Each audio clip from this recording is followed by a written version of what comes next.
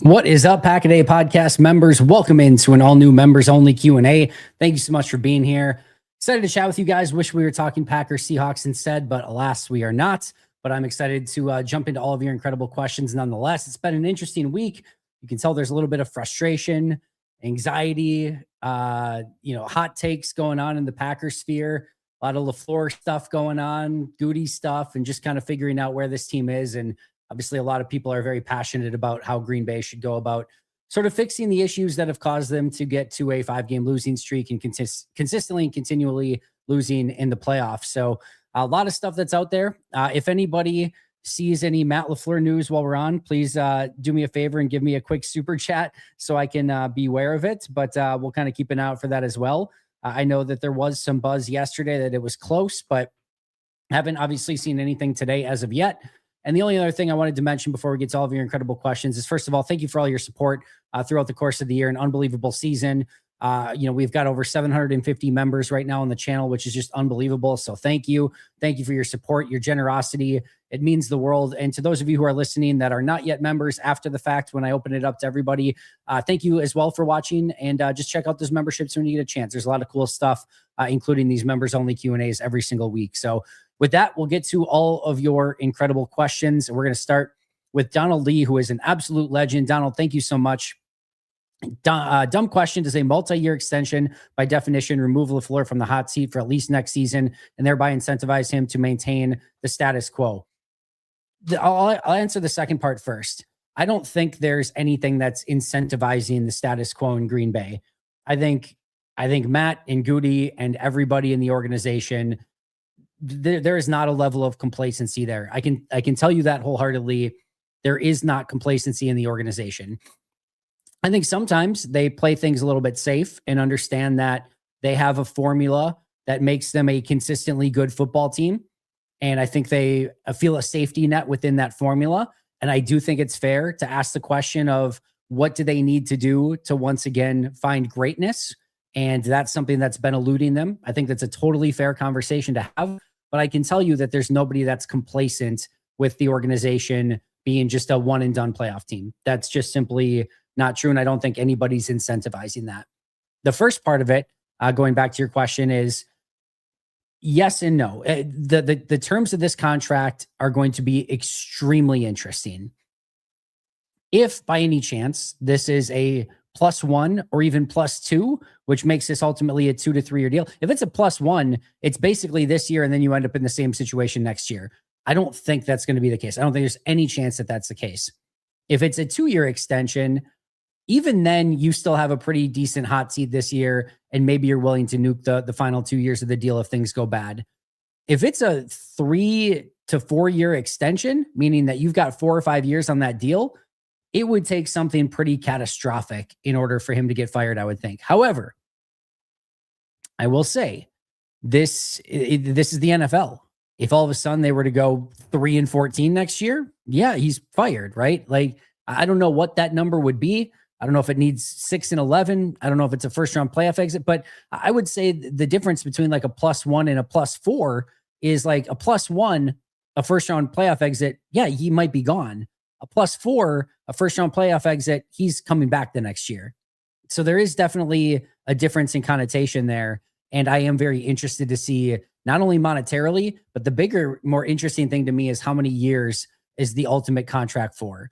He's got 1 year left. Does he get 3 added on top of that? We'll see. I think Green Bay probably wants to add on 2. I think Matt probably wants to add on 4. And then maybe they compromise with 3, but that would be a pretty big extension. And again, I think for the most part, take him off any significant hot seat next year, unless, again, something catastrophic would happen. But no, I don't think anything's incentivizing the status quo. But I do appreciate the question, Donald. Like I said, you're an absolute legend, my friend. Any longtime listener, new member, thank you for that, Ryan. Love what you've done with Farrington Show this season. Have you thought of an all NFC North show for next season? It's something I've thought about. To be honest, I do have Detroit Lions connections. So like somebody like a Russell Brown, a Kent Lee Platty, and Rachel Hotmeyer, who also covers the team and has obviously been with us in the past for full seasons when she covered the team in Green Bay, are all, cover the Lions or Lions fans. Obviously, Rachel's not a Lions fan, but Russ and Kent Lee Platty, who have been on the show with me before, are Lions fans. So I do have Lions connections. I do not have any Chicago Bears connections. So I don't have that desire at the moment. It's something I could look at. I will also say, even with the Paul Farrington show, my hesitation or trepidation when I initially set that up, at least a little bit, was NFC North content on the channel historically has not done well.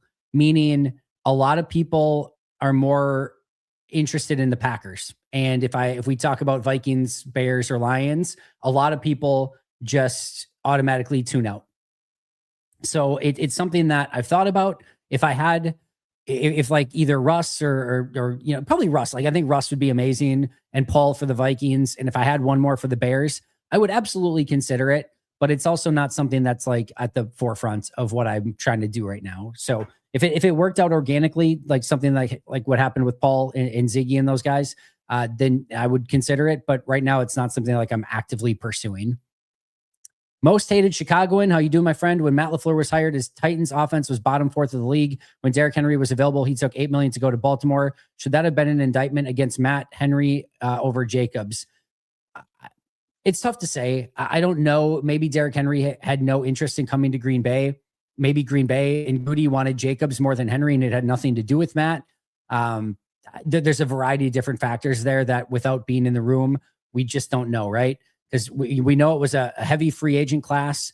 You had, I think, Tony Pollard, you had Derrick Henry, Josh Jacobs, Saquon Barkley, and then Joe Mixon also got traded that offseason. So it was a heavy movement period for running backs that year. I think Green Bay got it. Aaron Jones obviously went to Minnesota too from Green Bay. So I think Green Bay got a really good running back. They probably got the third on the list, but behind Saquon and Derrick Henry, if we're being honest and transparent about it. But I think they got a good running back. I think they got a good price on him. I think it's been a good match so far for the most part in Green Bay. I thought he was really, really good in 2024. I thought the run blocking was mostly to blame in 2025. Let's see what happens. There is a interesting out. If Green Bay wants to get out of his contract, I'd be pretty surprised. I think there's more likely to be a restructure than a release, but we'll take the offseason and see what happens. But I think Jacobs was a good signing. I think he'll be back for another year next year. Logan, thank you for the super chat. Thanks for everything you do, Andy. Any unrestricted free agents that you would target to bring back? Sean Ryan is the one that's on top of my mind at the moment. He would be the one, and we talked about that with Justice today as well, that I think makes the most sense. Malik Willis isn't coming back. I would love him back. It's not going to happen. Dobbs, listen, he had a great final run there at the end for Green Bay, but you already signed Watson and you drafted 2 replacements in Matthew Golden and Savion Williams. So Green Bay already made their decision with Dobbs in all reality. I don't think Sheed's going to be back. You get into interesting conversations with Quay and Enigbari. Enigbari would probably be the second one on my list, but it just depends on the number. If it's closer to like 6 or 7 per year, I'm in. If it's anything like 10 or above, I'm out. And then you get in that like interesting 7, 8, 9 range or 8, 9 range where it's like, I don't feel great about it, but I'd be okay with it. And then, so I think the money there is just the big thing with Enigbari. But Sean Ryan, if you can get him around like John Runyon Jr. to sort of deal 3 years, $30 million, I think he's a good guard. I think he's a good center. I think he gives you versatility, and on a line that definitely needs some help. And he at least solidifies you where, like, if nothing else happens, right? Where if everybody else walks, that's a free agent, and you don't draft anybody, you don't sign anybody, which they will do some of those things. Don't get me wrong. But you at least go into next year with Jordan Morgan, Aaron Banks, Sean Ryan, Anthony Belton, and Zach Tom. You at least have a solidified starting 5 going into next year. Or at least, that you can go into with. Would you like competition? Yes. Would you like more depth? Absolutely. But you at least have a 5 you can go into. And then, to start off with, you would probably have Jacob Monk and Travis Glover being your 2 top backups with that group. We'll see if they do a restricted free agent tender for Darian Kennard. That'll be an interesting one to keep an eye on. And then, John Williams is somebody we didn't get to see anything of as a 7th round pick. We'll see if he can get back next year. So we'll see how they stack that line next year. But I expect a couple new players just to kind of get some competition there. But Sean Ryan would be the one I would bring back. Zillich, thank you so much for the super chat. If policy is dragging his feet, let's raise the extra money for LaFleur ourselves. Maybe Grassi can do a fundraiser. Anyway, please pass along this $15 to Matt. It should cover about 30 seconds of his salary. I'll see what I can do, Zillich. I'll see what I can do. Nathan, thank you for being a member for 10 months. What do you think the Packers draft looks like? I'll be totally transparent, Nathan. Draft is not anything that I've taken a look at as of yet from a player standpoint. But what I will say is I think there's going to be, you're going to end up with probably, I bet Goody moves around a little bit, ends up with like 7 or 8 picks. I think they'll take a quarterback at some point. It's a really weak quarterback draft though, but I wouldn't be surprised if they took one at some point. I definitely think they'll take a wide receiver. Tight end is definitely in play. I think they could take a couple offensive linemen. I think they'll definitely take a defensive tackle. Edges in play as well. Linebacker definitely in play. If Quay is gone, it's a pretty strong inside linebacker class from what I've heard. Corner definitely in play. So they can, kicker could be in play, to be honest. Outside of safety and, wide receiver even, I said, outside of safety, probably everything's on the table. I don't think there's anything that they can't draft at this point. So yeah, I think it would be safety as the one that is off the table. Everything else they probably need at some point in time in the draft. But again, they only have 7 picks at the moment, no first rounder. Ian, thank you for being in early and getting the question in. Let's see. What up, Andy? What are your thoughts on Raheem as defensive coordinator? Seems most likely. I love what he did with Atlanta, but the Rams teams were great statistically, if I remember correctly. Yeah, I think to me, there's a handful of coaches that make sense if Jeff Hafley does in fact leave. In fact, I will give you 5. And I would be pretty stunned if one of these 5 people is not the defensive coordinator of Green Bay if Jeff Hafley's gone. Raheem Morris is the top of the list. The connection with Matt, the experience, coming in and running his defense. I think he would be a great fit. I really, really do. And I think that's the most likely.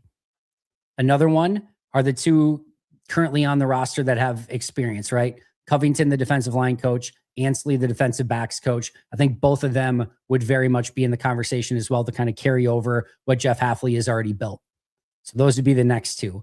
Christian Parker from Philly, somebody that they interviewed last time around, and I think has only gotten better. He is in Philly under Vic Fangio. So, the Fangio defenses outside of Fangio have not worked great. Fangio is just sort of the expert of it, and other people have not really mastered it. But I do think Christian Parker comes from a variety of different backgrounds. He's been in Green Bay before. I think he's a young, bright, up-and-coming coach, and just getting to learn from one of the best in the business. I still think something that's important. That Philly defense has obviously been very good. So he'd be the other one. And then the last one is there were pretty heavy rumors last time around that when Jeff Hafley accepted the position, he was actually Green Bay's second choice. And their first choice, for some buzz and rumors and whatnot, was actually Zach Orr, who ended up returning to the Ravens as their defensive coordinator during that same cycle. And so Zach Orr, remember, was under John Harbaugh in Baltimore. If Zach Orr might just go to the Giants and be his defensive coordinator there. But if not, remember, Green Bay was pretty interested in him in the past. Maybe you could put Jim Leonard on that list as well. Another person who they offered the job to instead of Joe Barry. And then, Jim Leonard turned him down and Barry took it. I have a feeling Matt maybe isn't super fond of the fact that Leonard turned it down, but who knows? I don't know for sure. But I would say those first 5 that I said would be my biggest guess for next defensive coordinator. And probably, if I had to order it, I would say probably Raheem. And then probably either of the 2, probably Raheem, Covington, Ansley, Parker, or maybe Parker. Somewhere in that range would be my guess. All right, Ethan, all for bringing Matt LaFleur back, but if they don't shake this stuff up by more than 1 or 2 guys, it will be organizational malpractice. Concerned too, if Hafley gets hired, we lose our best staff. I think it's going to be paramount that they replace Hafley with a really good defensive coordinator. I think that goes without saying. I think they'll need to take a strong look at special teams. I think they'll need to take a very strong look at the offensive line. And as Justice talked about today, linebackers coach is probably another that they should take a strong look at as well. I think those are the biggest areas of opportunity. We'll see if they make any changes. I don't think everything's just going to be status quo, and I do think there will be some changes on Matt's staff in some way, shape, or form. That was Goody. I'd throw everything I can at offensive line this offseason. Tom and Morgan are the tackles. Then I'd hit heavy in the draft, sign someone in free agency, then make Belton earn that right guard, cut Banks, get a new center. I don't disagree necessarily with the overall philosophy at all, Ethan. To me, offensive line, defensive tackle, and corner are the big 3. Those are the 3 that you've got to make some investment in somehow, some way. And if you can do that, awesome. And just kind of figure out, those three sort of weaknesses. It's never going to be perfect, but Jordan is so freaking good when you protect him. And if you can give him time, you're playing with house money. You are going to win a ton of the time. So I think offensive line has to be 1A on that list. Even if Matt gets an extension, do you believe he is on the smoking hot seat? We talked about that. It just depends what that contract looks like. And it depends on, again, if it's a very minimal extension, then yeah, he's extremely on the hot seat next year. If it's a 4 or 5 year extension or something crazy, then no, he would probably take something catastrophic. If Hafley is gone, is there a world Green Bay gives Flores the bag to come to Green Bay as defensive coordinator? I'd be surprised if they didn't at least try. And Flores would be smart to take it to try to up the ante from Minnesota of like, hey, give me a huge bag if you don't want me to go to Green Bay. But I think Flores actually ends up getting a head coaching job. He should. We'll see. There's always the drama there with the lawsuit and things like that. But I think he ends up potentially with Vegas getting a head coaching job. If I fired Matt over anything, it would be the continued shitting the bed in big games, the random 1-2 losses against crappy teams, and lack of player improvement outside of quarterback. I think the last one, again, is a little bit more iffy. I think there have been signs of players who have stepped up and have played better over time, but you can make a list of ones that haven't as well. I think it's a glass half full, glass half empty sort of thing. But we talked about it in my episode, going over the pros and cons of keeping Matt. And there is certainly a laundry list of items that you could put in either category. But one of the things is, player development and, no showing some games for sure. These are all consistent and have nothing to do with injuries. I mean, some of them might have a little to do with injuries, but in general, you're correct.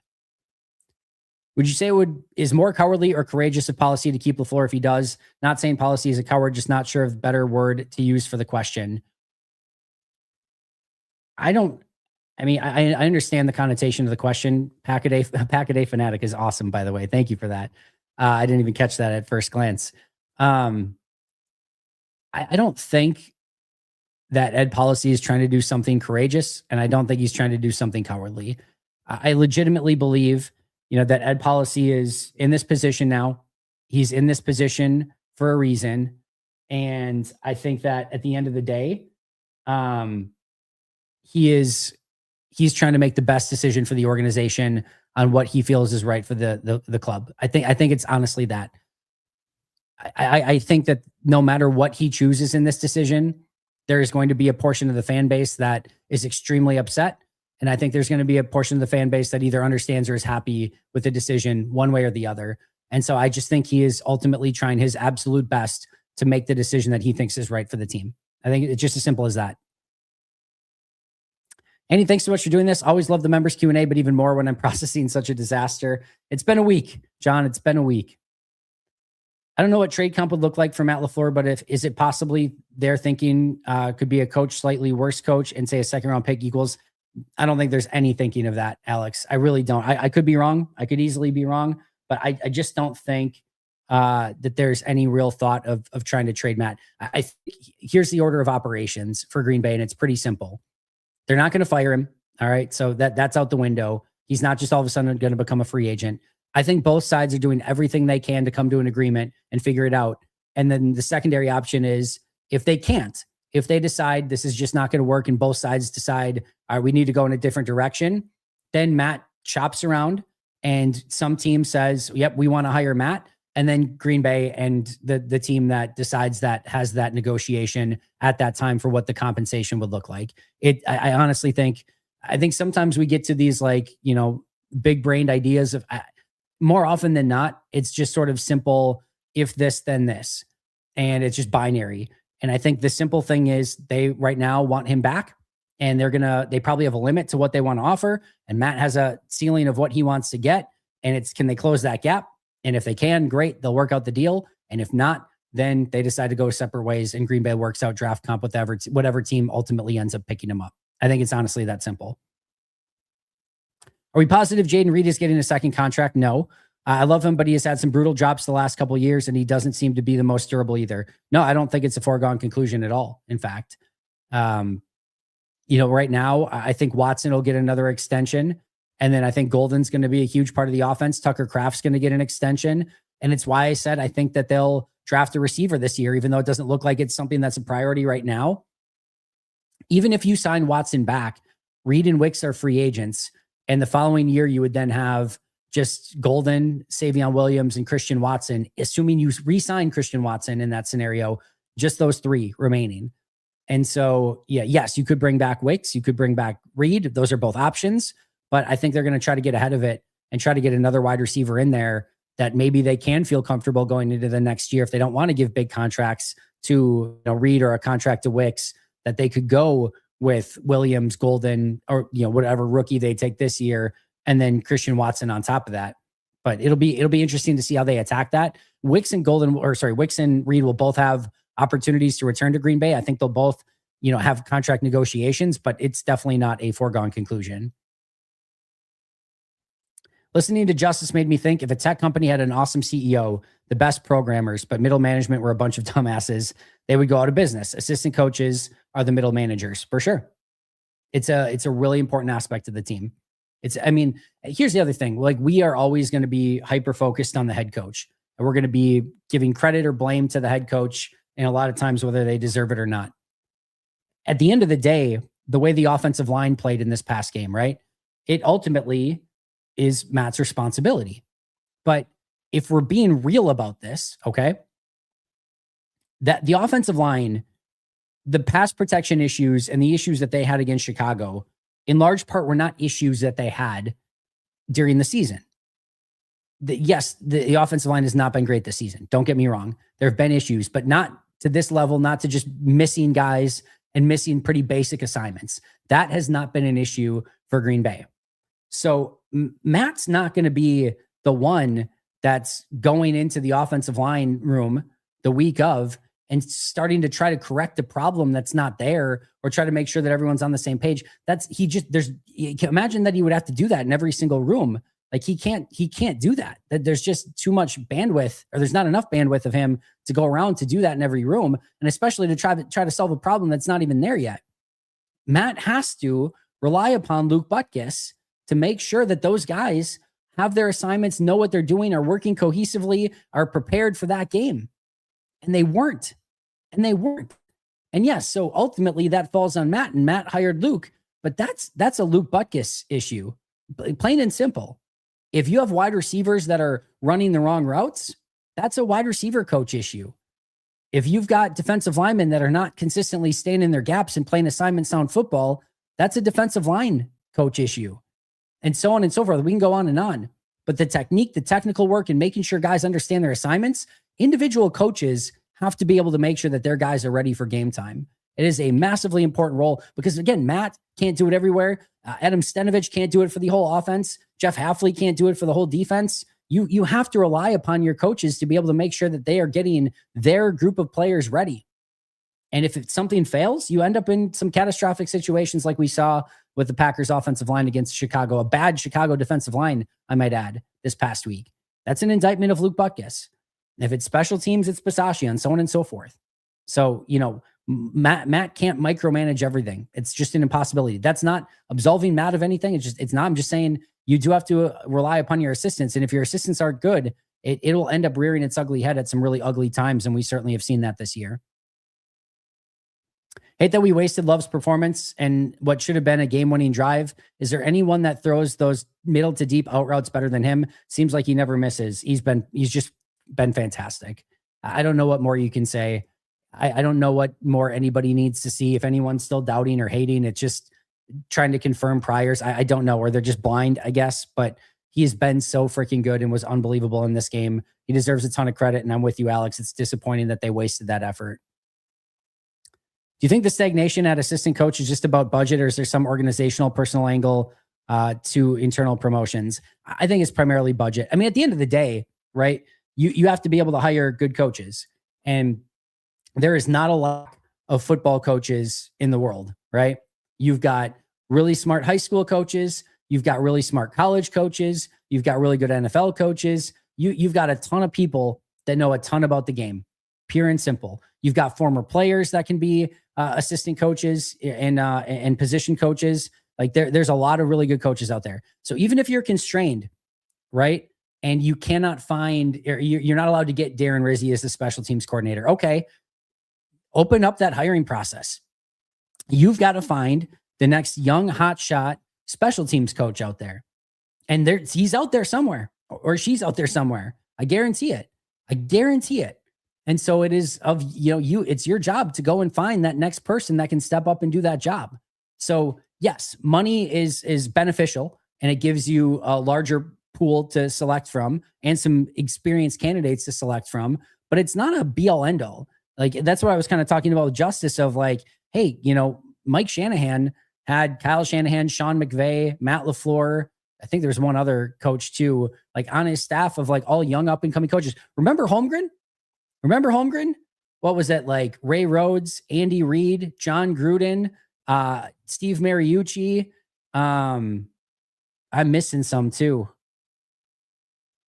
Marty Morningwig was eventually there, I think. There was a bunch of coaches who went on to do amazing things that were on his staff. And they found those were the guys that were tight ends coach, offensive line coach, quarterbacks coach, receivers coach, running backs coaches, etc. And they were really, really good. They were young up and coming coaches. They were hungry and they wanted it bad. So yeah, you might not always have the biggest budget to go out. That's life. There's always going to be somebody outspending you probably somewhere, right? So then you have to make up for it from a recruiting standpoint to find the next best coach that you can get at your pay scale that eventually is going to be the next big thing at their position. So to me, that's again, on the organization, on Matt, and on the coaches and the organization to find the best coaches possible to put this team in a position to be successful. And in some ways they've done, I think Ryan Downard, safeties coach, has done a tremendous job. I doubt Ryan Downard is one of the most highly paid, highly sought after safeties coaches in the league, or defensive backs coaches. He's been phenomenal. And then getting guys like Javon Bullard and Evan Williams playing the way that they are. Xavier McKinney's played really good football. And even when we've seen Zane Anderson, Kitano Adapo out there, they've been good. So again, I don't know that anyone's being like, oh, like, I can't believe they got Ryan Downard, but he's been great. And they have found some of those guys, but they just have to round it out a little bit better. Let's see. I understand the budgetary angle, but it's a false economy. Long-term, properly developing young players is cheaper than free agents. A couple extra million on assistant coaches is chump change. John, we agree completely on that. You probably don't need to sign Hobbs and Banks if young players develop better. The offensive line has gone to crap since Butkus was promoted, and that has cost us games and money. You could be right. Hopefully Ed Policy can see that. Well, that's Matt's decision. That's Matt's decision. Assuming Matt's back, that's his decision on who his offensive line coach is. Happy Thursday. Ken Ingalls on his radio spot suggested that Tom's knee injury may force him inside. Maybe we get to see if he's truly a Hall of Fame caliber at center and plug. I'll believe that when I see it. I don't think that they're going to put him inside. We'll see. I know, those PCL injuries can be, or patella injuries can be really, really detrimental, but his was partial, and he's confident that he can come back. And, medicine continues to get better and better. Let's see how he returns, but let's hope that he can return to the high level of right tackle play that we're used to and just kind of take it one step at a time. If Policy was unsure of LaFleur going into this year, what did LaFleur do to this year that made Policy feel better about him as the coach? I still believe, and I have nothing to back this up. All right. Just absolutely nothing. I still believe that this was never really meant to be this massive evaluation year or anything like that. I think Ed Policy got here this last summer, right? As the guy. He's been here, but he's now the guy. And I think it's only fair to him to be able to observe everything behind that desk with those set of eyes as the president, CEO of the team, to be able to view everything for a year and evaluate everything. Because he may not have been privy to conversations or some of the things that were happening behind the scenes when Mark Murphy was in charge. So I think it was more of just like, yeah, we probably knew all along that we wanted to extend Matt and Goody, but we wanted to, not extend them when they had 2 years fully left on their deal yet, because it's like a year too soon to do it. But also with the position he was in, to get to view everything for a year, make sure that there wasn't anything egregious that was going on behind the scenes that he didn't know about. And all of a sudden he's got Goody and Matt when really maybe there's a bunch of barriers there that have, been built up over time, and he wasn't aware of it. And now he's giving them both extensions. I think he wanted to see everything just kind of play out for a year. And I think if there would have been a catastrophic season, which is what I kind of talked about all season long, of like, if they would have gone, 5-12, 6-11, something like that, then yeah, I think that's a different connotation. but I think a playoff appearance is probably always going to keep Matt safe. And I don't think they were really looking to move on from either guy. I think it was more of a year of observation. Again, they didn't probably want to extend with 2 years left on the deal, and they wanted to make sure that there was nothing brutal that happened over the course of the year that would have changed his mind. But I don't think there was ever really a goal or desire to move on from either Goody or Matt, but it was just kind of letting it play out and then make that decision in the offseason. And they seemingly have now made their decision. It just comes down to numbers now. I think the problem with Matt LaFleur is he projects his personality on the entire team. When he gets emotional, he makes his worst decisions. So he operates like this is a universal truth. I think it's true for love. But for a lot of guys in a physical sport, they need that emotion to play their best, not worrying about being smart all the time. I hate that they coached the nasty out of Belton and now the offensive line. We'll see. I don't know that they coached the nasty out of Belton. I think he still has some of that in there. I think more he was just kind of focused on trying to do his job as a rookie. I think some of that will come back naturally. I don't think it's anything too far to say this team needs to find a different sort of physicality, intensity, toughness. There needs to be a different level to what they have. I've said, RAS, I need a few more relative asshole score guys. Just, it doesn't need to be everybody, but it needs to be a couple. And, the other thing when I was watching this Bears game is I've been doing my grades. The grades have been painful to go through. I'll be totally honest. I should have them up tomorrow. I don't think anyone cares, to be honest, but I want to finish them up nonetheless. But painful to go through. But one of the things that really stood out to me is that really good teams find ways. I don't even know how I want to define this. Really, find ways to have, to make that play a big play in the moment when it needs it most. And that's a simplified way of saying it. But so an example of this was Xavier McKinney punched out a ball and the ball bounces and Carrington's right there and he's got the opportunity to recover it and it slips through his hands and it ends up going to the Bears. Now, it ultimately was deemed an incomplete pass, but had that have been a true punch out and fumble, Carrington's got that right in his hands with the opportunity to recover it. And he couldn't do it. And really good teams find a ways to make those plays. And sort of the same thing on the reverse, where when Carrington picks off the pass, now I get it. You are coached to go after the ball all your entire life. But on a fourth down, you have to know the situation. And you have to know that picking off a pass in that situation is going to be detrimental to your team. And it just feels like this team right now doesn't have the players that maybe have those high IQ moments to make those plays when you need it most. And it just feels like there's something lacking there. And I do think this, and everyone's just going to take this as a defense of Matt LaFleur, and it's just not. I'm not meaning it that way. I do think there is an onus on the players too. I don't think that the players are absolved from this meltdown and this breakdown. And you might say, well, it's because, they're it's the personality they take on the personality of the coach, like JRS was saying here. And maybe there is a part of that, could easily be. But I also just think dude, we've all worked in jobs where our boss is a certain way. And I don't think there's ever been a time, and I get sometimes a real, a 9 to 5 job in a football locker room are different, right? I understand that, I get it. But at the same time, I've coached players yes, sometimes take on the identity of that coach, but it's not like I'm just all of a sudden a chameleon for whatever my boss or my coach does. And it's not like my players are always a chameleon for whatever I say. You are still your own person and you still have to go out and make the plays, bring your energy, bring your intensity, and figure out a way to go out and get wins and play your best football. So yeah, I just think that there's got to be a little bit more of a higher IQ, higher intensity from the players. And it is up to the coaches to get that out of them as well. I think there's a little bit of blame on both sides. They've got to defend Jordan a little bit better in some of those situations, no question. How do the Packers fix the O-line if they truly have 2 to 3 year window? Tyler Linderbaum. I think there's less than 0% chance that Linderbaum ends up in Green Bay.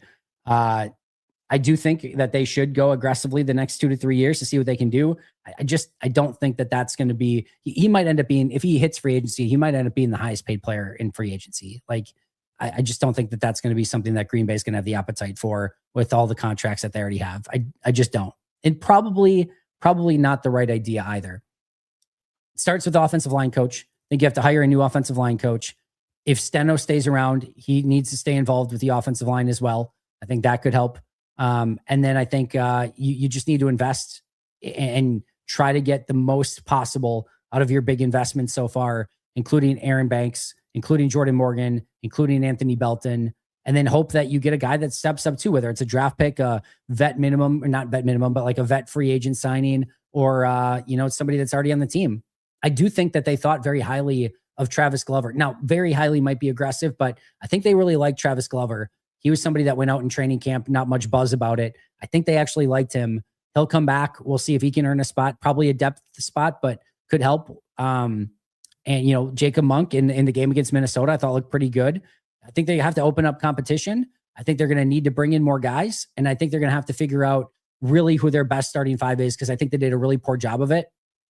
I think there's a very strong chance that their best five this year was Jordan Morgan at left tackle, which he only played against Minnesota in a meaningless game. I think their best left guard was probably Elton Jenkins, who didn't play a single snap there. I think their best center was Sean Ryan, who only played there in the last, six, it was probably more than that, last 8-9 games of the season. Maybe it was a little bit more depending on when Jenkins went out.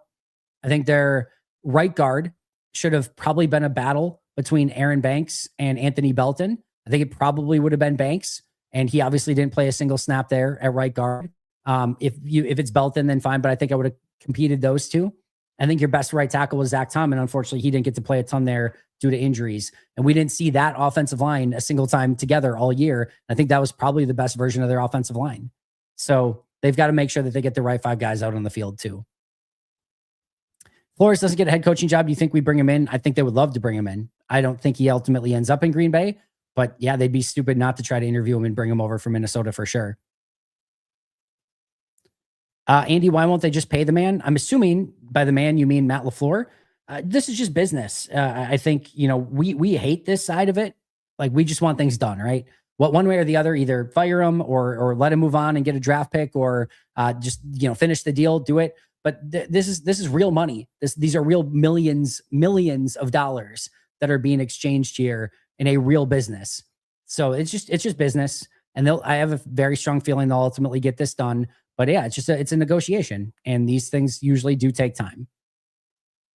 Aside from injuries, what do you think was the biggest reason for such regression along the offensive line this season? Besides Tom, who are the building blocks for next season? Tom is the only building block for next season that you have faith in at this point.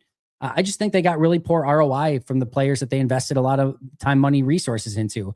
I think at left tackle, I think it was very fair to assume that Rasheed Walker, who the previous 2 years played pretty sound, solid football, not great, but pretty sound, solid football, that in a contract year where he had the ability to go out and potentially earn a $25 million contract if he plays great, that he was going to play some pretty good football last year. And he arguably played the worst football of his career. I don't know that you can expect that as a GM going into the year. Is it an indictment of Luke Butkus? Absolutely. But I think Goody it's fair to expect that Rasheed Walker is going to play good football, and he didn't. They spent a first-round pick on Jordan Morgan. There were signs at the end of the year, especially at right tackle, that he can play. But for the most part, you did not get the ROI on your first-round pick left tackle just offensive lineman from a year ago. Aaron Banks, you put 20-some million into this dude per year, and he looked remarkably, at best, average, and too many times below average, and on a couple occasions, really bad. And that just can't happen when you give a big free agent contract to a guard. A $20 million contract for a guard is it's a massive freaking deal. It can't be overstated. That is a massive, massive deal for a guard.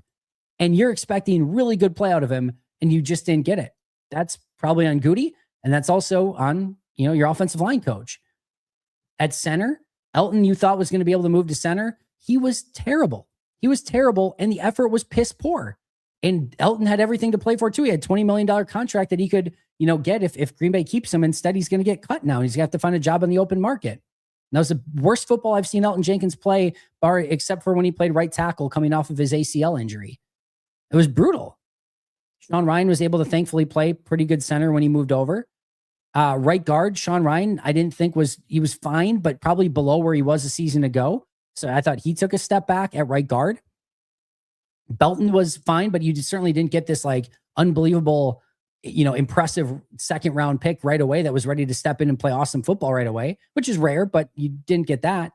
Okay. work in progress. And then Zach Tom was out a huge chunk of the year. And when he was in there, you could tell he clearly wasn't himself. So I think all of those things play a part. I think it's the person doing the grocery shopping, aka Goody. I think it's also the one doing the cooking, aka the offensive line coach, Luke Butkus. And I think it's also the players playing up to their level of potential. And none of it did. None of it did. And that's how you get in the situation that they were in. That Huber poll was illuminating, vocal minority indeed. Yeah, for this, who didn't see it, that was a pretty telling poll. Not what I expected either. What did kicker-related issues cause the Packers throughout the season? Do you mean cost the Packers throughout the season?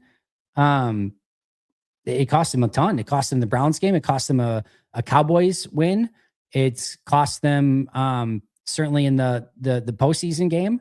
So I mean that looks a lot different if your kicker is good throughout the season. Definitely cannot have the youngest players as well as the youngest mid-level coaches. Need to keep some of the players they develop to have experience. Absolutely. And I mean, they do from time to time, but it doesn't feel like it's a great balance right now is what I would say, Jano. They got to figure that out a little bit better. Do I think there's a world where they sign back Dobbs and don't extend either Wicks or Reed, or does it just favor the cheap labor at this point? I will say this, and I've talked about this in the past. From that standpoint, it's not impossible to bring Dobbs back. They have not given a big contract to any wide receiver yet. So if they wanted to pay Dobbs $15 million per year, $16 million per year, whatever it ends up being, they can do that. Now, you're going to end up with another one in Christian Watson. So that's going to make things difficult. And it would basically seal the fate of Wicks and Reed that you're not going to bring them back the next year. And then you have, obviously Golden and Savion developing, and you probably draft another wide receiver. But I think the far more likely play is that you let Dobbs walk, that you have, Watson really on a pretty cheap deal this year. You've got Wicks and Reed still on super cheap deals. You have Golden and Williams on super cheap deals, and you bring in another draft pick, and those are your more probable 6 wide receivers this year. Got a perfect solution. Matt LaFleur can only get his eyebrows trimmed after winning games. That guarantees his motivation every week. Oh, Master Bojangles. What would we do without you?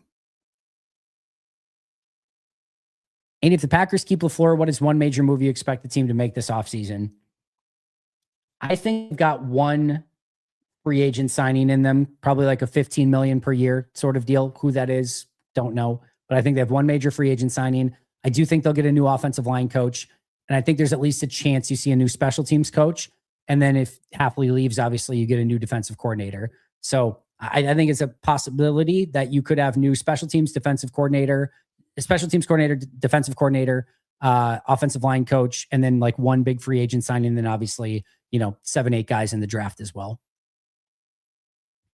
Justice has me hooked on Big Citrus. I totally get it. I haven't watched him yet, but I'm excited to. Wicks will cost $3.77 million next season. He'll for sure be a Packer. That's a guarantee, no question. I think the odds of keeping Dobbs have increased because you can replace Wicks and Brooks Valentine and use their salaries for Dobbs. I don't think that's the calculus most stated Chicagoan, and I definitely expect Wicks to be back on that contract. We could get a Matt LaFleur live reaction if it happens, but we've only got about 17 minutes left and nothing as of yet, at least that I've seen come through. Are there any constraints on what the Packers could use stock issuance money for? Yes, they cannot use it for players, coaches. Has to be like stadium investments, things like that. Drew wants to run it back. The Packers let Morgan compete at tackle and Belton at guard from camp. Are they still playing in the divisional round? I can't say that for sure, John, but it certainly would have helped. I think they lost some very valuable time doing what they did. Yeah, absolutely. Still really like Christian Parker. And I think they should absolutely bring him back in for an interview if they do, in fact, end up with an opening. Do you think there is some retaliation collusion happening with the Flores situation? It could be. I don't know. All I know is this. If I'm an NFL team, I'm bringing him in for an interview. And any NFL team that's at least not interviewing him, that seems insane to me. I'm not saying you have to hire him. But not interviewing that dude? That's crazy. That's absolutely crazy. Is it more likely the Packers try to trade up in the draft or trade back? Both, they're equally as likely, but just know if you're talking trade up, you're probably talking like 5-6 picks at the most. That's it. So I would say they would, if you're in the second round and you can get up, it might not even be that much. If it's like 3-4 picks that you can get up, and you have to give up like a fifth round pick or something, like they would be willing to do that. They can't give up their third or fourth round pick to move up. And I don't think they want to give up any future picks to move up either. Cause again, you don't have a first round pick next year either. So yeah, very, very minimal move up, like 3-4 spots is what you're looking. But if it's down, I would expect almost the same 3-4 spots, pick up a fourth, fifth round pick, something like that by doing so. But that would be my guess. I think it's equally as likely. Derek, very kind of you. Thank you so much, my friend. Bills or Broncos, Andy? I don't know. I'm going. I was going Broncos. Broncos Seahawks was my Super Bowl pick recently. So my pre-playoff Super Bowl pick, my preseason Super Bowl pick, by the way, was Packers Ravens. Womp womp. My postseason pick was Patriots Rams. That feels good to me still.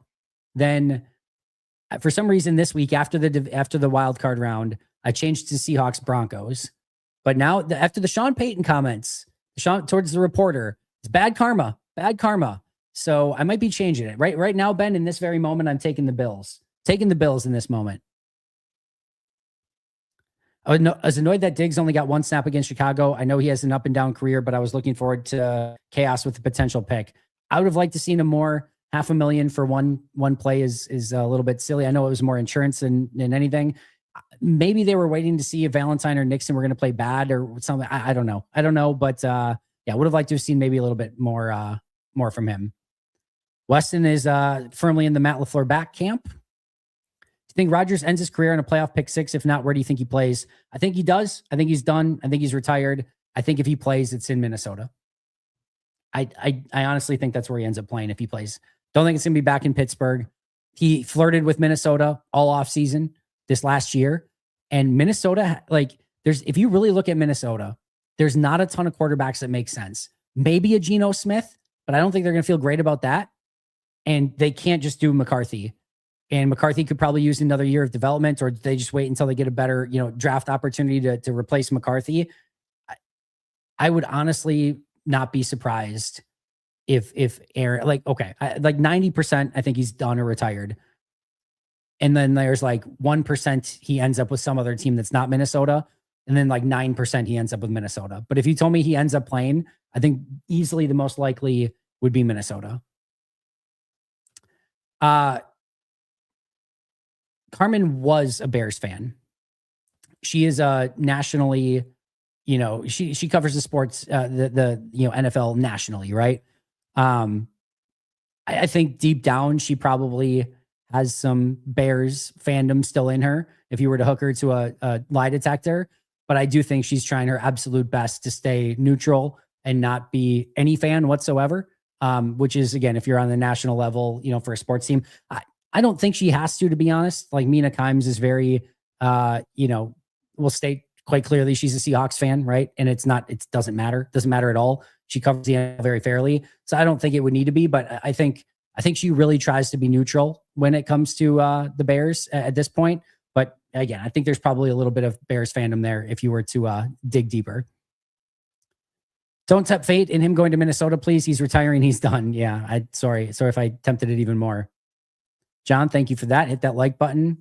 Amon Ross said today, Bears didn't win. Packers lost it. He laughed. We are a laughing stock right now. Also, have you watched the Mike Daniels interview? I did not get to watch the full Mike Daniels interview with Jimmy yet. I watched some of it and it's awesome. Jimmy did an awesome job with that. Huge shout out to Jimmy. I have to watch the Daniels one. I haven't had the opportunity to watch the full Mike Wall Q&A yet either. So on my to-do list, but I am so blessed that we have such an awesome podcast team on the audio side, on the video side, that Jimmy Christensen's just like, hey, you want me to do an interview with Mike Daniels? Hell yeah, Jimmy, I want you to do an interview with Mike Daniels, please and thank you. He's like, do you want the video too? I'm like, hell yeah, I want the video too. And then Mike Wall's coming on and talking. We've got just so many awesome guests like Carmen Vitale amongst all of our other amazing people. Just really, really cool. Like, how awesome is it? And again, it's mind numbing to me that this is something that, I was able to kind of create from scratch of we got to hear this week after a big playoff loss from Mike Wall and Mike Daniels. Like, how freaking cool is that? Just a really, really fun experience. And I hope you guys are enjoying it as much as I am. I know Miami wasn't a good team, but I loved to snatch their center. He looked like a pretty good player with some nasty and run blocking. I have to watch those guys, but I did hear the same. And he's definitely somebody that would be at top of the list, but I'm sure Miami's going to really want him back as well. Do you project Sean Ryan's contract closer to John Ryan or Sean Ryan? Yeah, Sean Ryan would be my guess. 3 years, 30 million, something in that range. Not a huge fan of Matt LaFleur as a head coach, but I'm even less of a fan of Good as a GM. Our offensive line, defensive line, corners are, and all but Craft, the tight end room are all a mess. Fire Brian Gutekunst. I think Goody's done a really good job overall of building this team. Have there been some issues? Sure. But I think if everyone's healthy, everyone in the league believes that this is a Super Bowl caliber team, right? Do they need to have their offensive line play a little bit better? Yes. But even though Elton wasn't playing well, I think if Elton is healthy and Zach Tom is healthy the entire year, I think that offensive line plays a lot better. I think they play a lot better. I think if obviously Tucker Kraft at tight end, that you have more than a capable tight end room at that point. You have one of the best tight ends in the league at that point, who he drafted, by the way. On the defensive line, if Wyatt and Micah are healthy, that covers a ton. And we did see it in a lot of times when Micah was healthy and Wyatt was healthy that, the corners were able to survive a lot more because those guys were getting home a lot more often. So you're never going to build a perfect team, Todd. Every single team, the Rams have major corner issues, right? Like you can go team by team. You can go team by team and find 2 or 3 holes on every single team right now. And so no team's going to be perfect. This is a Super Bowl caliber roster. If they were healthy, they weren't. It sucks. I think they had good depth, but listen, when you lose Micah, Devontae, Zach Tom, Tucker Kraft, it's really difficult to bounce back from those caliber of losses. What happens first? The Brewers sign a free agent or the Packers fire Rich Bisaccia? At this point, both are taking too long. Brewers will sign somebody to some relief pitcher to like a 1-year, $2 million deal. That'll happen first. Ben Stockings, and thank you, Jano, for the super chat as well. Ben Stockings, go Pack Go. Thank you for being a member for 23 months, my friend. They need to stop hiring from within. Hasn't worked well other than Hafley. Hafley was not a hire from within. So Hafley was an external hire. DeMarcus Covington was an external hire. Bisaccia was an external hire. They've definitely brought people in from outside, but they have done some hiring within as well. They've had hits on both sides. They've had misses on both sides. Just got to do a better job overall. Beyond Packers draft picks and the limited free agent money, any players on the roster who could be traded towards an upgrade? I've thought about this a little bit. I do think there's possibilities. And let me just start by saying I'm not advocating for any of this, okay? I'm not advocating for it, at least not yet. Maybe down the road I will. Just trying to think if there's anybody else off the top of my head. No, there's 2 people off the top of my head that I think actually make sense.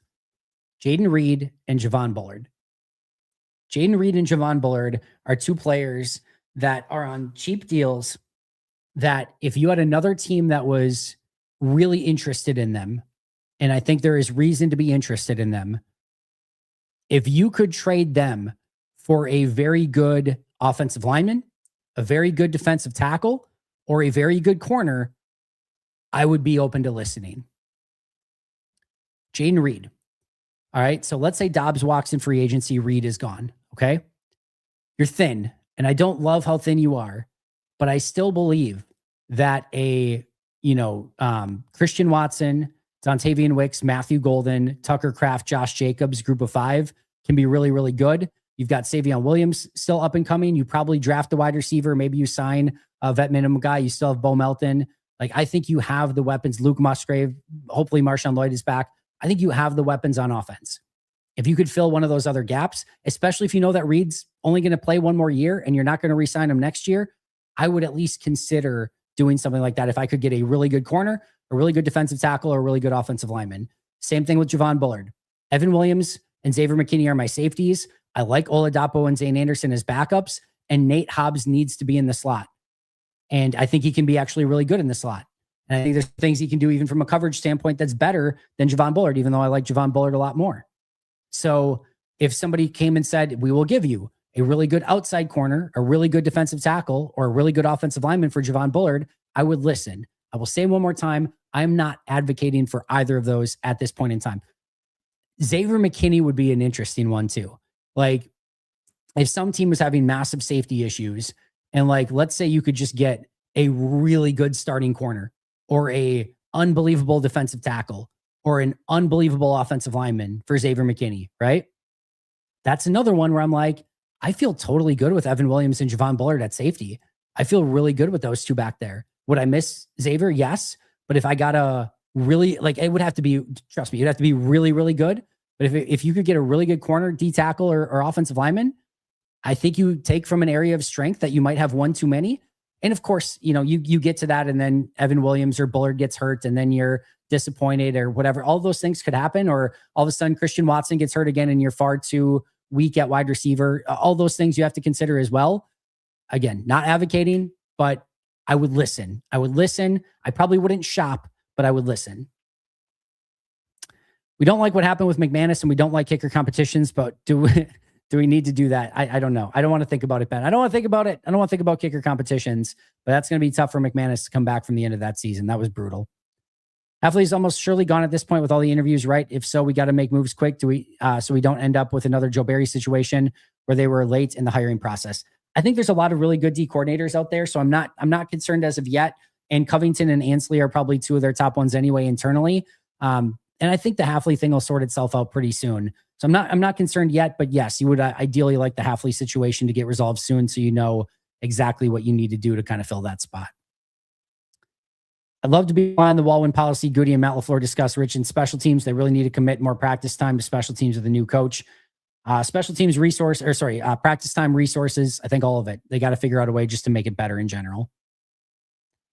I hate how people don't like Matt blaming the offensive line and telling him to take accountability and throwing his team under the bus when he's been taking too much accountability all year. Yeah, by the way, I don't know. I haven't seen that. If I'm being honest, Ian, I had no issue. I mean, he was just right. And it's not like he said, yeah, Rasheed Walker sucked in this game. It's not like he said, yeah, Sean Ryan blew it. Jordan Morgan was terrible. Anthony Belton sucks. It's not like he was throwing anybody under the bus in general. So we had opportunities, and offensive line, didn't take advantage of it.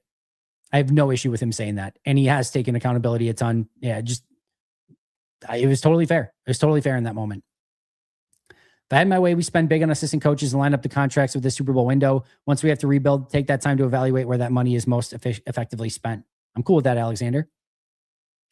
I'm the guy you're looking for. I will save special teams. I'll even take a humble salary of $200K. Go for it, Beast. I'm open to anything at this point. Generally don't understand why teams worry about a coaching budget. I know they don't have unlimited money, but I don't think they're short of money. I don't understand why you cheap out. I don't either. Obviously, we had a great conversation with Justice on that today. What's your read right now? Why is the extension not done already? Do you still think it ultimately gets done? I do, and I just think it's business at this point. I think it'll get done tomorrow would be my guess.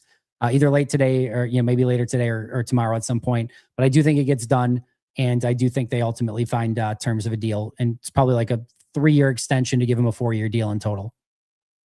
My big stinks, thank you for being here. What does a Tucker Kraft extension look like? I'd have to look at current tight end contracts, but just take the second or third best tight end contract right now in the league and just pretty much match it. Something like that is probably what you're looking at. He's going to be a top 3 paid tight end, maybe top 5, but somewhere between top 5 and top 3 tight end paid in the league. Has Matt LaFleur ever cut you off when you were mid question? Not that I recall. He does it quite a bit. So if so, I don't know that I would have been caught off guard by it or even thought anything of it. I don't think so though. It's probably happened. Maybe just at the very end, but nothing that I recall. Nothing that stands out to me at least. I know, Beast. Off season for sure we'll do it. Alex, impossible question right now because just so much is in flux, right? First of all, what position does Morgan play? What position do a couple of these guys ultimately end up at? Is Sean Ryan back? Do they cut Aaron Banks? Do they cut Elton Jenkins, which I think so? I'm assuming Rasheed Walker's gone. Do they bring back Darian Kennard? Do they ultimately bring back Sean Ryan or let him walk? Who do they take in the draft? Who do they sign in free agency? That's an impossibility. I think if you had to do a starting offensive line right now, just based on, well, even that you can't do because Elton is technically under contract, right? So, if I had to guess, I think Jordan Morgan's going to be your left tackle. I think Banks is going to be your left guard. I think Anthony Belton's going to be your right guard, and I think Zach Tom's going to be your right tackle. And I think center's a little bit more up for grabs. And I would put the money right now on Sean Ryan, but I think there's a lot that's in flux at the moment. Who do you think gets extended this offseason? Do they look to extend someone like Watson this offseason? Watson, Tucker Kraft are the big ones that I think you want to look at. I did this in my show the other day.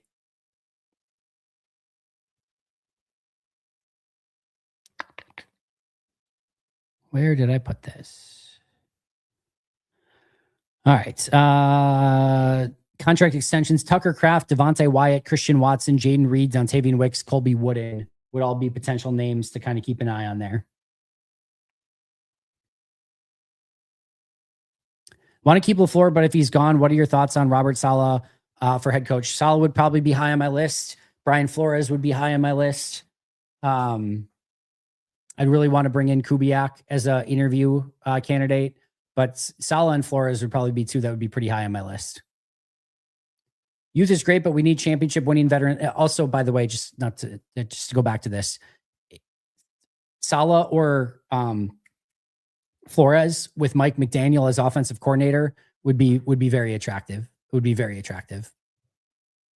Youth is great, but we need championship winning veteran leadership, dogs, attitude guys that demand accountability and don't let shots on our quarterback go unpunished, especially from rivals. No argument for me. You're our biggest advocate, Andy. I try my best. Most hated Chicago, and I try my best. Yes, Aaron Brewer's the center. Brewer would be again. I don't think Matt LaFleur's getting traded, but yeah, if they could find a way to get Brewer, that'd be awesome. Yeah, you could try to do something like that. Bullard for Brewer would be an interesting trade. I don't think most teams think that center is that important, but it's gaining importance for sure. Do you think policy would come across an article like Justices and say, damn? Probably not. Probably not. I don't think most organizations give a damn what any of us have to say. And that's probably mostly a good thing. At least some of it is. But no, I don't think they care. That's why I see every once in a while I'll get the comment of I can't believe you're doing a scouting report on this team or doing film work on this team. Some other team's going to take it and use it. I'm like, good luck. Yeah. Nobody cares. Nobody cares. First live show. Andy, you do an amazing job. Thank you for everything you provide to Packers Nation. Joe, very, very kind of you. Thanks so much. Glad you could make it. I'd have to go back and look, Lucas. I'd have to look back when he started playing center, and I haven't finished grading the offense for this game yet. So I'll have to kind of put that together at some point. Anything I'm kidding, but I'll have you know my flag football team I coached went undefeated this year. There's no special teams in flag football, beast. You can't fool me. Can't fool me. There's no special teams in flag football. So cool, but you don't gain any respect from a special teams coordinator standpoint. Can't believe a team that says they want to win the championship would be so cheap when there's no salary cap on coaches. It's a really good job by Justice unearthing that entire thing. Very happy that Harbaugh's in New York. If Matt isn't back, I was worried they'd go after him, and all I have to say is no. I think he would have been high on their list. I think he would have been. Whether or not they would have wanted to pay him that much and things like that, I can't imagine Green Bay going $20 million per year for 5 years, but I think he would have been high on their list of candidates for sure. Would you even have to trade Bullard to get Brewer? I don't keep up the Miami all line, but it feels like you could get him for less. I love Bullard though, so I'm biased. Yeah, I mean, again, those are, you very rarely see player for player trades. So it's the entire premise is very unlikely if we're being honest here. But yeah, you could probably get him for some sort of draft pick. See, told you. No special teams. You can't fool me, Beast. Nothing gets past me, Beast. Do you think it's possible for the Packers to cut Banks and then use future savings to extend Jenkins to use at left guard? First part, yes, but I think they keep him. Second part, no. I think Jenkins will be gone no matter what. They theoretically, what you're saying though, yes, they could do. They can save $18 million by cutting Banks, and they could basically just keep Jenkins on the $20 million contract they have now, and you pay $1.9 million more to keep Jenkins than what you'd be paying Aaron Banks. So they easily could. I think honestly, both of them should be gone, but I bet they cut Jenkins and keep Banks if I had to put a prediction on it. Beast, you're more than welcome. Everyone, thank you so much for coming to our members Q&A. Thank you for being members. Appreciate you guys so freaking much. Really, really appreciate the time, effort, energy that you guys put into this. It makes my job fun. It makes my job easy to get to come and answer some really cool and fun questions. So thank you for that. Thank you for being smart fans. Lucas says, just thinking because his grade in 2024 for left guard was way better than Banks this year. Yeah, I agree. I didn't like what I saw on tape at all from Elton this year. It's a possibility, but I would probably just move on. And Lucas, you're more than welcome. I will see you guys all very, very soon. Happy hour tomorrow, 3 p.m. Central Time. Should get our grades video tomorrow morning, 5 a.m. Later tonight for those who are members, which is all of you that are here right now. I will see you guys all very, very soon. Enjoy your evening. But until next time, and as always, go Pack Go.